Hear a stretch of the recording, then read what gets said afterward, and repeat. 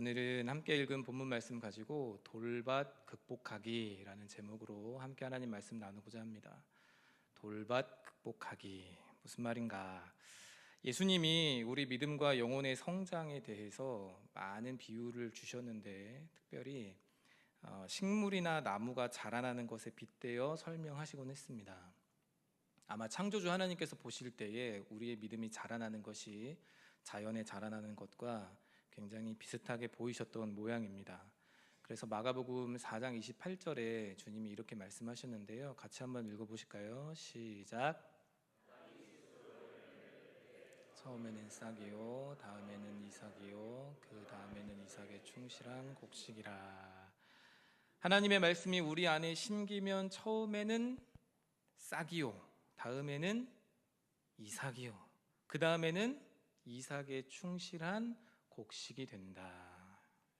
이것이 말하는 바가 무엇일까요, 여러분?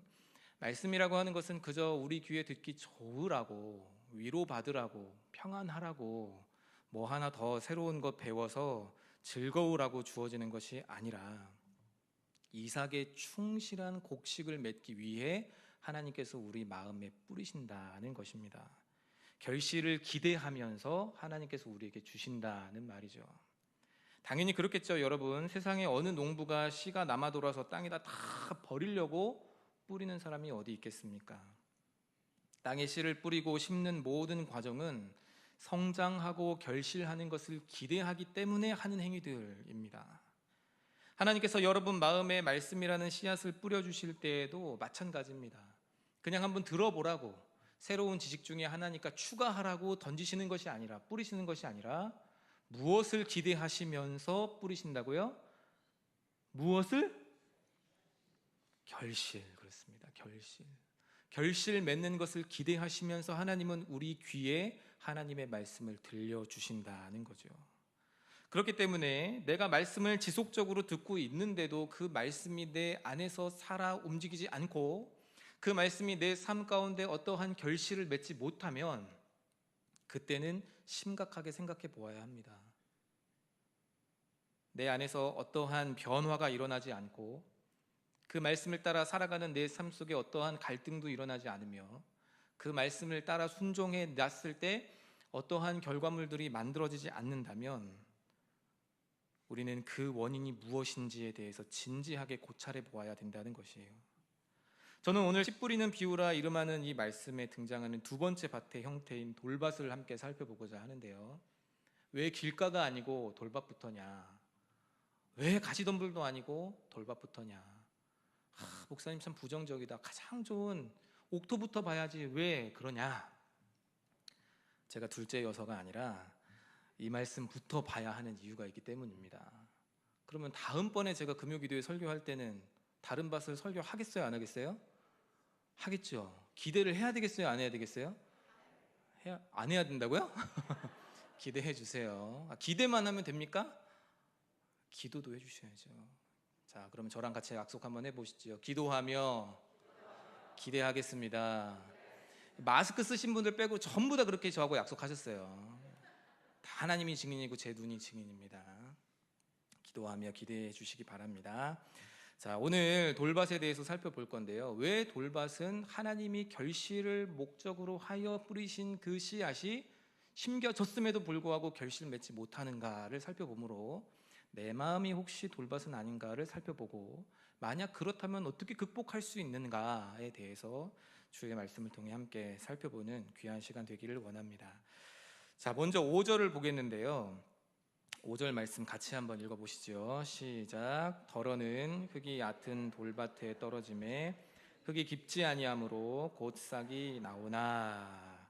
돌밭에 대해서 우리가 착각하고 있는 것 중에 하나는 무엇이냐면 돌들이 다 드러나 보이는 밭이라고 생각하는 거예요. 돌멩이들과 자갈들이 잔뜩 있는 그런 밭일 거라고 생각을 합니다. 제가 구글에다가 한번 쳐봤어요. 돌밭. 그랬더니 여러분 어떤 밭이 나오는 줄 아세요? 정말 자갈밭이 나와요. 돌들이 가득 있는 밭. 그런 밭에 씨를 뿌리는 사람이 여러분 있겠습니까? 없겠습니까? 그럼 바보죠. 그런 밭에 뿌리는 사람이 어디 있어요? 예레미야스라는 신약학자가 예수시대 예루살렘이라는 책에서 이때 당시에 예수님 시대에 이 농경법에 대해서 살펴봤는데, 여러분 우리가 착각하면 안 되는 게 예수님이 2000년 전 분이세요. 맨날 들으니까 어제 오늘 왔다 가신 분 같지만 그렇지 않고 2000년 전이에요. 그럼 그 문화나 농사법이나 모든 것들이 완전 옛날 아주 먼 옛날 시대라는 거죠. 그때 당시에는 어떻게 씨를 뿌렸느냐, 밭을 먼저 씨 뿌린 사람이 다 기경해 놓고 뿌릴만 하면 뿌렸다는 거예요. 그러니까 좋은 밭하고 돌밭하고 눈으로 딱 볼 때는 차이가 있어요, 없어요? 없어요. 없으니까 물어봤겠죠. 있어요, 없어요? 그러면 없어요라고 답하세요. 있어요, 없어요? 없어요. 좋은 밭 같아 보이는 게 돌밭의 특징이에요. 근데 한 가지 특징이 더 있죠. 결정적 차이 무엇입니까? 흙이 얕다는 거예요. 흙이 얕다. 돌밭은 덮인 흙 아래에 큰 돌들이 자리 잡고 있기 때문에, 돌들이 숨겨져 있기 때문에 겉으로 볼 때는 씨를 충분히 뿌려도 되는 것 같은데, 쟁기질 막 해보고 호미질 막 해보니까 충분히 씨를 뿌려도 될 것처럼 눈으로, 육안으로는 그렇게 보이는데, 실제로 보면은 그 밑에 큰 돌들이 깔려 있어서 씨앗이 심겨지기는 하되 뿌리가 깊이 내려지지 않는다는 특징을 가지고 있습니다. 자, 이런 마음의 상태에 대해서 우리 예수님이 4장 16절에 이렇게 해석을 해주셨어요. 16절 말씀 보면, 또 이와 같이 돌밭에 뿌려졌다는 것은 이들을 가리킴이니 곧 말씀을 들을 때에 즉시 기쁨으로 받으나. 말씀을 받기는 받는데요, 길가랑은 좀 다르죠.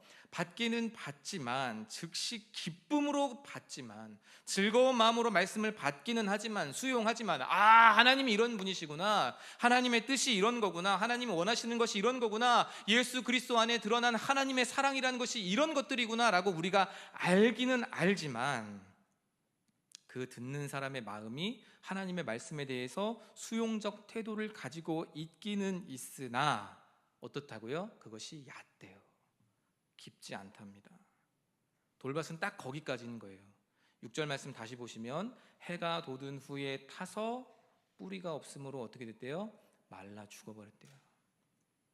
즉시 말씀을 기쁨으로 받아 싹이 나왔지만 해가 돋은 후에 말라 죽어버린 거죠. 흙이 얕으니까. 말씀의 기쁨을 맛보았지만 그 말씀으로 인해, 그 말씀의 순종을 결단한 그것으로 인해서 현실의 어려움과 하나님의 은혜 사이에서 막 갈등을 빚게 되었을 때, 말씀을 택하는 것이 아니라, 그 말씀을 따라 순종하며 살아가는 것이 아니라 그냥 현실을 선택해 버린다는 거예요. 예전에 제가 새가족부를 섬기며, 이 교회가 아니라 지나온 교회 가운데 새가족부를 섬기며 헌신하던 때에 어느 연세 많으신 분이 교회에 등록을 하셨어요. 그러면서 본인은 강원도 어디에서 살다가 이쪽으로 이사를 왔는데 요즘 좀 삶이 어렵고 힘들어서 한번 교회를 나가보라는 누군가의 추천에 의해서 교회를 나오게 됐대요. 자기는 교회에 대해서 아무것도 모르는데 어떡하니요? 어떡하긴 뭘 어떡합니까? 잘 됐습니다 얘기했어요. 이제부터 배우시면 되니까 너무 잘 됐습니다. 열심히 잘 나오겠다고 약속했어요. 손가락 걸었을까요? 안 걸었을까요? 걸었어요. 걸고 막 그렇게 하겠습니다 하고 이제 신방을 가기로 다 약속을 했는데, 신방 가기로 한 날 전화를 하니까, 아유 목사님 아무래도 안 되겠어요 그러시는 거예요. 아무래도 안 되겠어요. 아니 왜요? 성도님 왜요? 집에 종교가 2개가 돼가지고 큰 분란이 생겼어요. 아유 괜찮아, 이길 수 있습니다. 괜찮습니다. 한번 믿고 다녀보세요. 아니에요, 내가 교회 나가니까 그날 너무 좋았는데 그 다음날 사고가 났어요. 그 다음날 어려운 일들이 생겼어요. 그 다음날 이게 무슨 일인가 싶은 일이 생겼어요. 근데 남편이 네가 교회 가서 그런 거야 래요. 그래서 갔던 거 없던 일로 해주세요. 와, 얼마나 애가 타던지 막 바지가랑이라도 붙잡고 싶은데 차마 또 그렇게는 할 수 없고 너무 안타깝더라고요. 이게 돌밭이구나. 그날은 얼마나 행복해 하셨는지 몰라요. 말씀 듣고는 얼마나 즐거워하셨는지 몰라요. 새가족 담당하는 목사님이 참 재미있다고 얼마나 좋아하셨는지 몰라요. 근데 거기까지인 거예요. 거기까지. 갈등을 빚게 되었을 때 그 어려움을 이기지 못하여 하나님의 말씀이 결실 맺지 못하고 생명력을 잃어버리게 된 상태, 그게 바로 돌밭입니다. 자, 그러면 우리는 이제 질문을 하지 않을 수 없죠.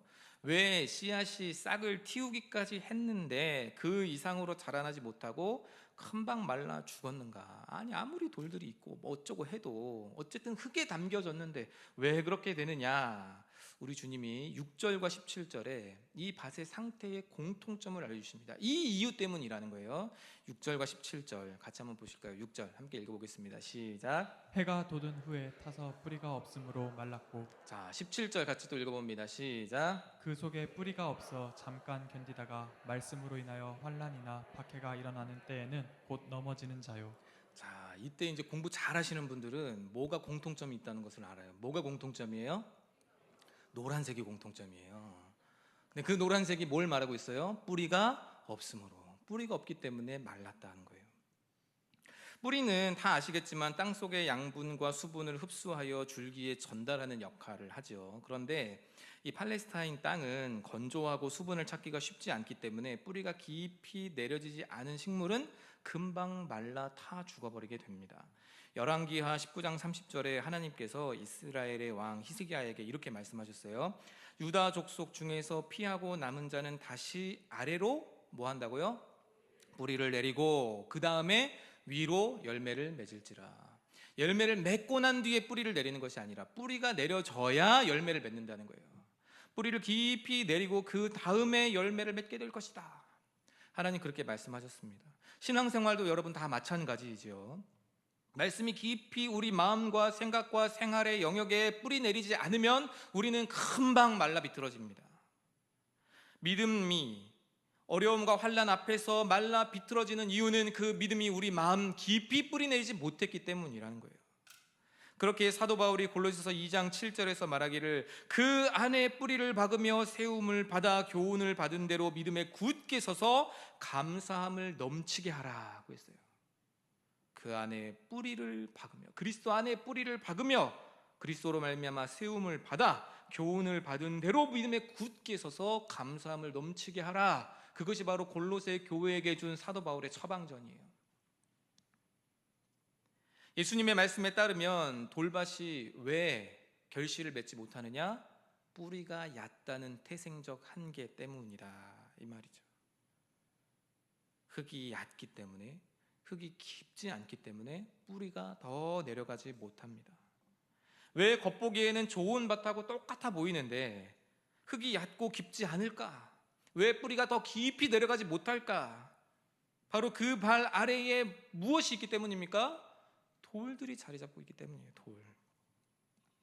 이것이 바로 돌밭이 어떤 마음인지를 알려주는 것이죠. 돌밭은 말씀에 대해서 듣고자 하는, 수용하고자 하는 태도와 자세를 가지고는 있지만 그 정도가 얕고 깊지 않으며 그 마음 깊이에는 그것을 방해하는 어떠한 장애물이 있어서 어느 정도 선까지만 말씀을 허용하는 자세가 바로 돌밭의 상태입니다. 주 안에서 사랑하는 여러분, 주의 진리의 말씀을 들을 때 여러분 이러한 마음으로 듣지 마십시오. 얕은 마음으로 듣지 마십시오. 말씀에 대한 우리의 자세가 마음밭의 형태라고 한다면 우리는 그 말씀을 가장 귀한 것으로 여겨야 될 것이며 귀 기울여야 할 것이고 온 마음을 다하여 그 말씀에 집중해서 경청해야 합니다. 이게 바로 깊고 고른 흙의 모습이라고 할 수 있겠죠. 말씀을 대충 들어서는 안 돼요. 이렇게 핸드폰 울리면서 들으면 안 돼요. 한 번씩 있더라고요, 우리 교회에서. 들어오실 때 핸드폰도 좀 진동으로 하고 끄고 그렇게 해주세요. 또 누구야? 또 그러면 돼요, 안 돼요? 그럼 제 탓이잖아요. 그러시면 안 돼요. 누가 그랬어? 이러지 마시고 다 너도 나도 다 그럴 수 있다. 재미난 얘기 하나 해드릴까요? 예전에 지나가는 말로 저희 교수님 중에 한 분이 굉장히 엄격하신 분이 계셨어요. 옛날에 막 수업 듣는데 절대 그분 첫 시간 때부터 하셨던 말씀이 뭐냐면 절대 핸드폰 울리게 하지 마세요. 핸드폰 울리는 사람은 학점 짜게 나옵니다. 다들 긴장했죠. 수업 들어갈 때 핸드폰 막 꺼놓고 진동으로 해놓고. 근데 핸드폰이 수업 중에 울렸을까요? 안 울렸을까요? 울렸어요. 난리 났습니다. 교수님이 누구야? 저렇게 스포일러 하시면 자, 말씀으로 바로 들어가도록 하겠습니다. 우리가 경청의 자세와 겸손의 모습으로 하나님의 말씀을 대하는 것, 그게 바로 깊은 흙의 모습이에요. 흙이 얕다는 말은 충분히 말씀을 받아들일 마음의 자세가 잡혀있지 않다는 뜻입니다. 좋은 밭의 특징이 뭐예요? 착하고 좋은 마음으로 말씀을 받는 거거든요. 말씀은 오직 경청과 겸손의 마음에 뿌리 내리는데 그 마음이 충분하지 않을 때 말씀은 싹에서 이삭으로 성장하지 못하고 그냥 말라 비틀어져 버린다는 것입니다. 그럼 하나님의 말씀이 우리 마음에 깊이 뿌리 내리지 못하고 그냥 얇게 형성되다가 죽어버리는 이유는 무엇이냐? 성경은 그것이 돌밭이기 때문이다라고 이야기해요. 환난이나 박해가 일어날 때 곧 넘어진다라는 이 표현으로 살펴볼 때에 그 마음 깊이 어떠한 돌들이 자리 잡고 있어서 뿌리를 깊이 내리지 못하도록 막고 있기 때문에 그 말씀이 영양분을 공급받지 못하고 죽어버린다는 것이죠. 그럼 그 돌들은 무엇일까요? 때로는 단단하게 굳어진 고정관념일 수 있습니다. 단단하게 굳어진 우선순위일 수도 있습니다. 어떤 이들에게는 단단하게 굳어져 버린 불신앙일 수도 있고 단단히 굳어져 있는 생활 습관일 수도 있습니다. 또 어떤 사람에게는 너무나 단단히 자리 잡고 있는 우상일 수도 있고 때로는 은밀하게 지은 단단한 죄악일 수도 있습니다. 하나님의 말씀보다 더 높아진 우리의 교만한 생각과 세상적이며 육적인 경험, 행동들일 수도 있습니다. 수많은 돌들이 우리 마음속에 깊이 깔려져 있는 거예요. 그래서 그 말씀들이 우리 마음속에 심겨졌음에도 불구하고 깊이 뿌리 내리는 것을 방해하고 있는 것입니다. 때로는 우리가 알게 혹은 알지 못하는 사이에 이러한 돌들이 우리 마음속에 나도 모르는 사이에 잡혀 있을 때 우리는 말씀을 듣기는 듣지만 기쁨과 즐거움으로 말씀을 받지만 배우기는 하지만 그 말씀과 다른 삶을 살아가는 거예요. 이원화된 삶을 살아가는 거예요. 말씀으로 살아가는 것이 아니라 결국 내 마음 안에 자리 잡고 있는 어떠한 돌들의 영향으로 살아가고 있게 되는 것이죠. 마이클 프로스트라고 하는 신학자가 자신의 책 성육신적 교회에서 이렇게 말을 했어요. 같이 한번 읽어보실까요? 뭐라고 말했냐면 이렇게 말했습니다. 같이 한번 읽어보겠습니다. 시작. 예수를 따르는 것은 단지 그분의 가르침에 대한 지적인 확언이 아니다. 그것은 우리가 사는 온 세상이 그분의 통치 아래로 들어오는 것이다. 여러분은 어떠십니까? 예수를 따른다는 것은 그리스도인이 되었다라는 것은 세상 그 어떤 가치관과 교훈과 가르침보다 주님의 말씀이 나에게 더 소중합니다. 기록된 말씀과 선포된 말씀으로 나에게 가르쳐 주실 때 그것이 진리이고 그것이 내가 바르게 따라야 하는 유일한 준칙입니다 라는 고백으로 함께 하는 것이다, 이 말이에요. 그러므로 내가 그분의 통치 아래로 들어오는 것이지요. 그런데 여러분, 우리는 어떻습니까? 말씀은 말씀이고 세상 살아가려면 어떻게 다 말씀대로 순종하며 살아갈 수 있습니까? 이렇게 생각하고 말하고 있지는 않으십니까? 교회에서는 아닌 척하지만 세상에 나가서는 성공하려면, 이 사회의 어떠한 이론으로 살아가려면 말씀대로 순진하게 그대로 살아가면 안 되고 또 다른 세상의 교훈과 가르침과 세상의 법칙대로 내가 살아가야만 이 무한 경쟁 속에서 살아낼 수 있습니다라고 여러분 그렇게 생각하고 계시지는 않습니까? 우리 양심이 말씀 앞에 살아있다면 우리는 수도 없이 우리의 마음이 곧 돌밭임을 고백할 수밖에 없을 것입니다. 우리는 반복적으로 꾸준히 지속해서 말씀을 들어요. 주일 말씀도 듣죠. 또 얼마 전에는 우리 월서 기도회 또 귀한 말씀 들었습니다. 게다가 얼마 전에는 또 말씀 사경회가 있었어요. 말씀의 큰 잔치와 홍수 속에서 우리가 막 그렇게 귀한 말씀들을 다 받았어요. 듣는 순간에는 깨달음도 있습니다.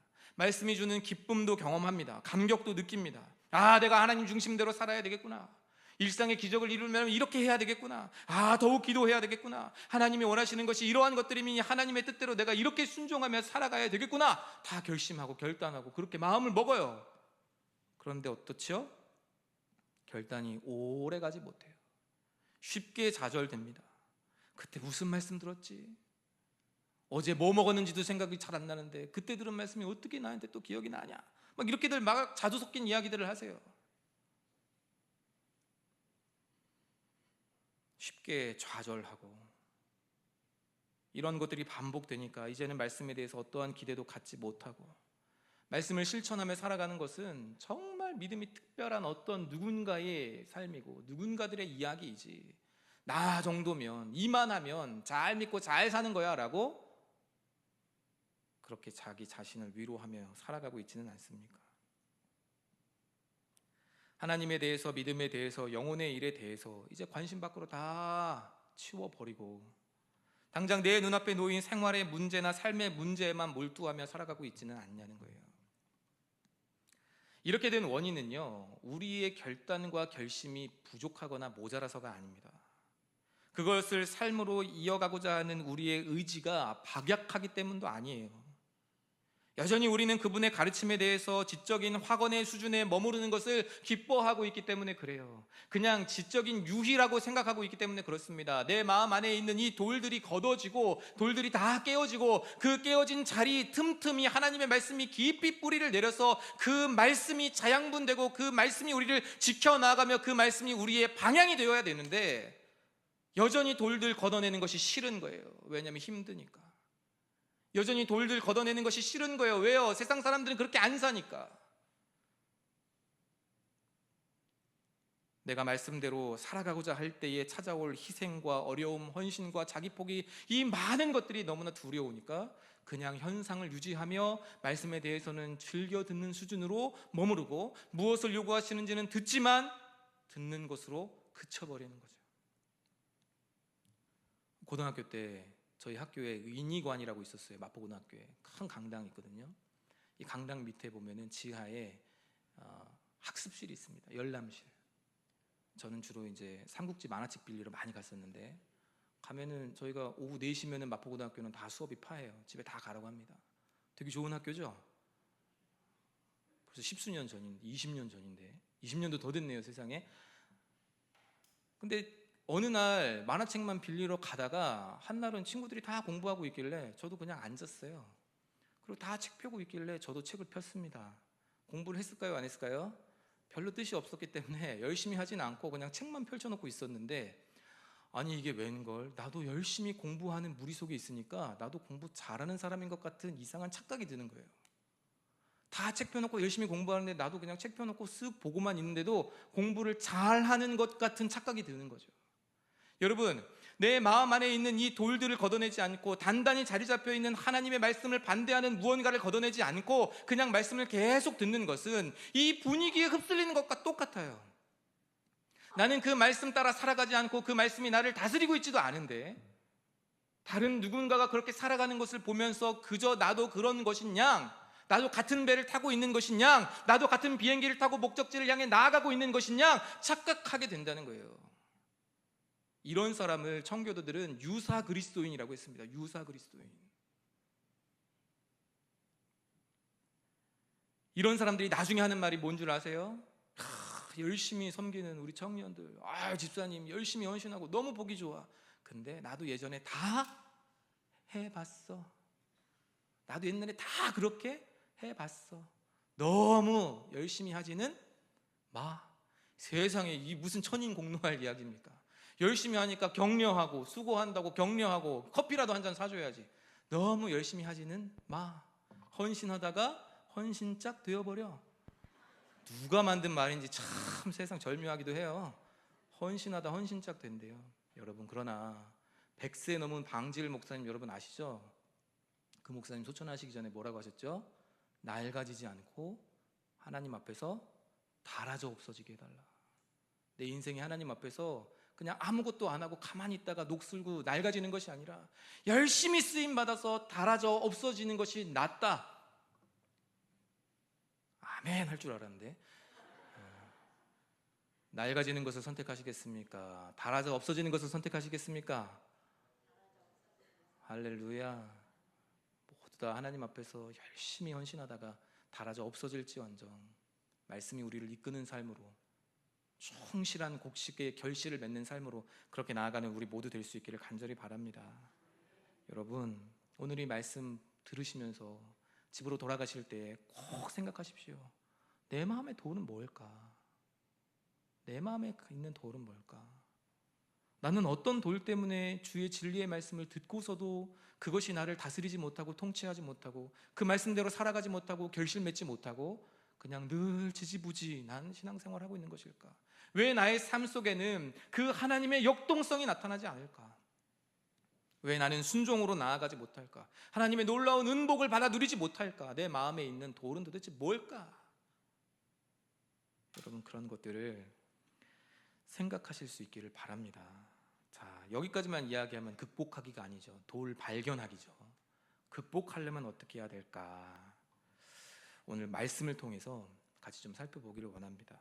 먼저 착각해서는 안 되는데요. 여러분들이 그래 이제 내 마음의 돌이 무엇인지를 발견해내고 다 걷어내버려야 되겠다. 돌들을 전부 다 기경해가지고 내 마음을 다 뒤집어 파가지고 내 안에 있는 돌들이 무엇인지를 다 확인한 다음에 내가 열심히 끄집어내야지. 이렇게 생각을 한다면 매우 귀한 결심이지만요, 제가 한 가지 말씀드릴 수 있는 것은 절대로 성공할 수 없다는 것입니다. 내 마음에 무언가가 담겨져 있는 것도 사실 확인하기가 어려운데 그걸 내가 깨부순다고요? 내가 드러낸다고요? 쉽지 않아요. 슬픔이 여러분을 강하게 누를 때 여러분 그 슬픔 이기려고 막 하시면 됩니까? 우울한 감정이 나를 막 뒤집어 찾아오고 나를 막 짓누를 때 나 우울하지 말아야지 한다고 우울해지지 않게 되나요? 오히려 우울이라는 단어를 떠올림으로 더 우울해지잖아요. 내 마음 저 깊숙한 곳에 나도 모르게 자리 잡혀 있는 돌들을 내가 어떻게 끄집어내고 어떻게 부셔버리고 어떻게 없애버릴 수 있습니까? 내 힘으로는 불가능해요. 그래서 하나님께서 우리에게 이렇게 말씀해 주셨습니다. 우리 예레미야 23장 29절 말씀 찾아서 한번 한 목소리로 읽어보겠습니다. 23장 29절 읽겠습니다. 시작. 여호와의 말씀이니라. 내 말이 불 같지 아니하냐. 바위를 쳐서 부스러뜨리는 방망이 같지 아니하냐. 아멘. 바위를 쳐서 부스러뜨리는 방망이 같은 하나님의 말씀, 하나님의 말씀만이 여러분의 생각을 변화시키며 우리의 교만한 마음을 낮추며 완악하고 완고한 마음을 부드럽게 만들 수 있는 것입니다. 돌들이 걷어지고 말씀의 씨앗이 우리 마음 깊이 뿌리 내리는 것이 결국 하나님의 말씀으로 이루어지는 일이다. 이게 여러분 아이러니하게 들릴지 모르겠어요. 말씀을 들어놓고도 그게 깊이 뿌리 내리지 못해서 죽는다 그랬는데 또 말씀을 심고 또 말씀을 심으면 그것이 된다는 이야기입니까? 이렇게 들릴 수 있기 때문에 그렇죠. 그런데 여러분, 우리는 할 수 없지만 하나님의 말씀은 가능합니다. 그러므로 우리는 무엇을 해야 되느냐? 지속적으로 말씀을 듣는 자리를 찾아 나와야 돼요. 말씀 앞으로 나아가야 됩니다. 그 말씀 듣고 말씀 읽고 말씀 나누는 삶을 여러분 사셔야 됩니다. 지난 월석 기도회 때 담임 목사님께서 다른 것 자랑하지 말고 그리스도를 자랑하자 말씀하셨잖아요. 제 마음을 얼마나 울렸는지 몰라요. 그래서 그날로 제가 결심했습니다.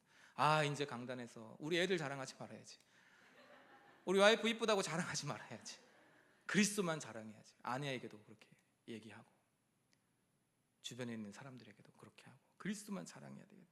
여러분, 말씀 안에 그리스도가 담겨있기 때문에 그리스도를 계속해서 발견해 나가시고 그리스도를 더욱 알아가기를 힘쓰시는 우리 모두 될 수 있기를 간절히 바랍니다.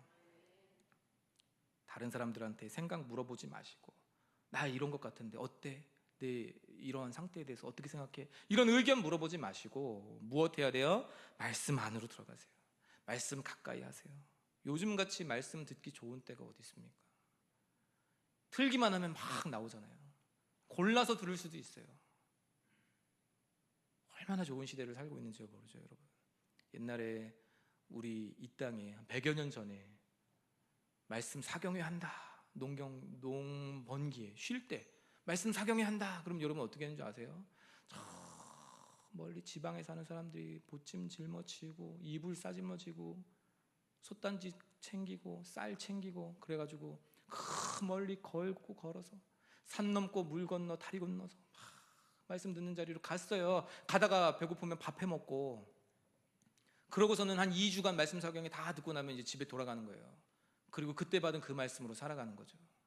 우리는요, 핸드폰 몇 번만 톡톡톡 누르면 말씀이 쏟아져 나오잖아요. 지난주에 들었던 말씀 다시 들을 수 있어요. 저 목사님이 계속 월삭기도회 얘기하는데 도대체 뭐야? 집에 가시는 길에 누르기만 하면 바로 나와요.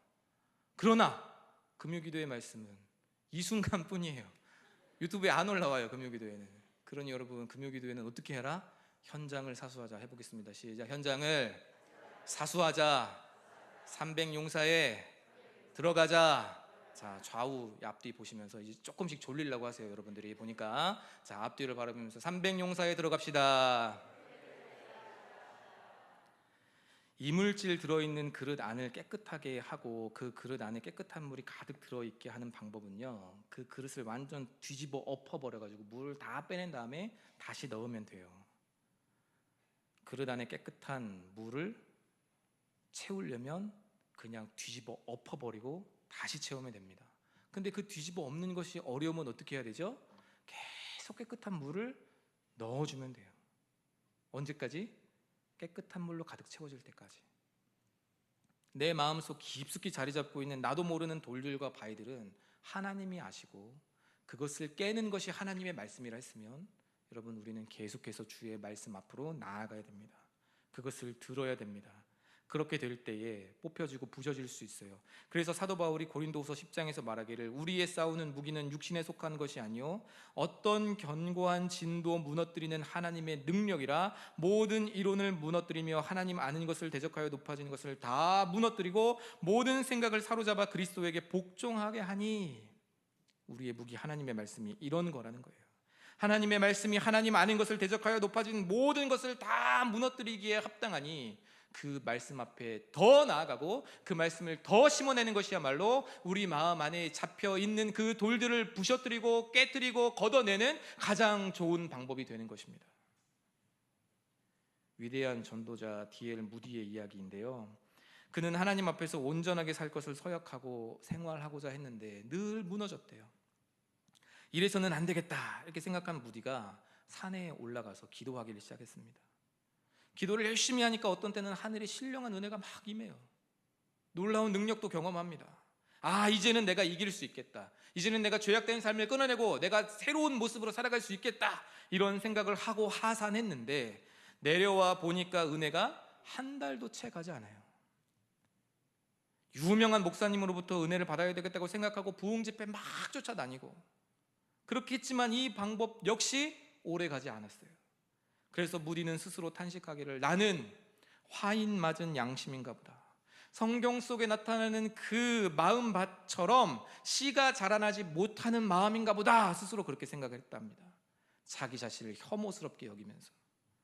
그러던 어느 날 문득 펼친 성경 로마서 10장 17절을 발견했는데 이렇게 쓰여져 있었대요. 그러므로 믿음은 들음에서 나며 들음은 그리스도의 말씀으로 말미암았느니라. 믿음은 무엇으로 말미암는다고요? 믿음은 들음에서 나며 들음은 그리스도의 말씀으로. 무디는 다른 일을 제쳐놓고 말씀 읽기를 시작했습니다. 이후에 어떤 일이 펼쳐졌는지는 여러분 더 잘 아시죠? 사랑하는 여러분, 예수님의 형제 야고보는 자신의 서신에서 말씀을 받는 성도들에게 이렇게 권면했습니다. 야고보서 1장 21절에 너희 영혼을 능히 구원할 바 마음에 심어진 말씀을 온유함으로 받으라. 왜 온유함으로 받으라고 했는지 기억하셔야 됩니다. 말씀은 그 자체로 생명력을 가지고 있어요. 하나님의 권위입니다. 힘입니다. 그런데 이 말씀은 언제 생명력을 발휘하는가? 온유한 마음으로 말씀을 받을 때. 그럼 목사님, 온유함으로 말씀을 받는다는 게 뭡니까? 나는 틀렸습니다. 세상도 틀렸습니다. 하나님 당신만이 오직 유일하게 옳습니다. 하나님 당신만이 진리이십니다. 나를 당신의 말씀으로 변화시켜 주시고 내가 당신의 말씀만을 따라가게 하여 주시옵소서. 이렇게 고백하며 듣는 것이 바로 온유한 마음으로 심어진 말씀을 받는 것입니다.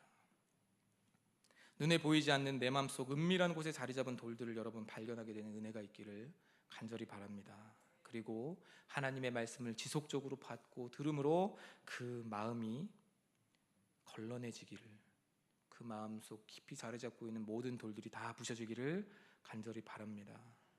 여러분, 뿌리는요 사실 어떤 때 깊이 내려지냐면 땅이 건조하고 햇빛이 내리쬐을 때 그때 물을 찾아 깊이 들어가요. 그러니까 예수님 말씀 속에 그 땅에 심겨진 씨앗이 이삭이 나온 그 말씀이 뿌리가 얕음으로 죽었다고 했는데 강한 해가 나왔기 때문에 죽었다고 그랬잖아요. 그렇지만 돌이 없었다면 강한 해가 났을 때 오히려 뿌리는 어떻게 되었을까요? 더 깊이 내려갔을 거예요. 더 깊이 내려가서 물을 찾고 양분을 공급받아서 자라나게 했겠죠. 돌의 유무가 똑같은 고난과 어려움도 하나님이 주시는 기회로 만드느냐 아니면 죽을 일로 만드느냐를 판가름하게 됩니다. 주 안에서 사랑하는 여러분, 주께서 내 마음의 모든 돌들을 발견하게 하시고 말씀이 깊이 뿌리 내리고 그 말씀이 나를 장악하고 다스리고 인도하는 것을 방해하는 모든 내 마음에 심어져 있는 돌들을 발견하게 하시고 주께서 성령으로 말씀으로 그것을 다 깨뜨려 주시기를 간절히 바라고 소원하는 이 밤 이 시간 될 수 있기를 간절히 바랍니다. 그래서 우리 모두가 주의 진리의 말씀으로 큰 결실을 맺어내는 우리 모두가 될 수 있기를 간절히 원합니다. 이 시간 함께 말씀을 기억하시면서 찬양 한 곡 하시고 기도로 나아가도록 하겠습니다.